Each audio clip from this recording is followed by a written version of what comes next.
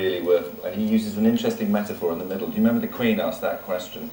If it's all so serious, why didn't anybody know that it was about to happen? And Kingsley uses a nice metaphor. He said actually everybody did know that it was going to happen, they just didn't know when. He said it was like living on the fault of an earthquake. Good answer. It's a great interview to read that. Yeah, no, I picked this because there's, I don't know, some people may think there's a lot of wiseness after the event going on at the moment. You know, the LSE's been tripped up because it took money from Gaddafi.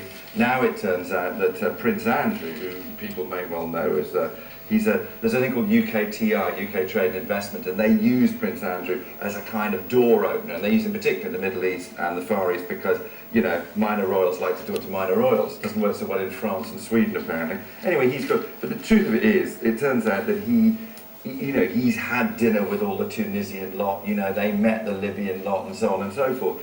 And, you know, you get this contradiction, don't you, where one minute you see David Cameron, the Prime Minister, at an arms fair, you know, which is kind of frankly a bit embarrassing, I think, for everybody. And the next minute he's calling for democracy and peace in a no-fly zone. You know, are we being retrospectively clever about morality?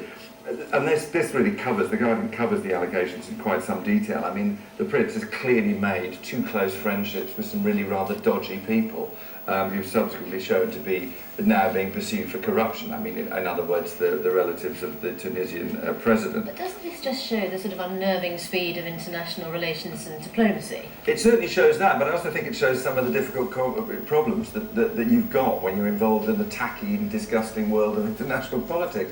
I mean, do you go and make a deal with a country, irrespective of the level of democracy in the country, if it's going to provide jobs and wealth for Britain? You know, I mean, arguably, no. Actually, we shouldn't do that. Our foreign policy should be based on human rights and ethical basis. But of course, if it's extremely difficult to pursue. In the case of Gaddafi, which, I mean, with the LSE situation, I mean, you could argue they follow the lead of governments, and if governments start doing business with a country, politically or otherwise, then that is seen to be possibly not unreasonably. And actually, you know, the deal with Gaddafi was they disarmed his chemical and nuclear weapons. You know, was that a good deal or not? The other thing that is quite, I do like in this is that the diplomat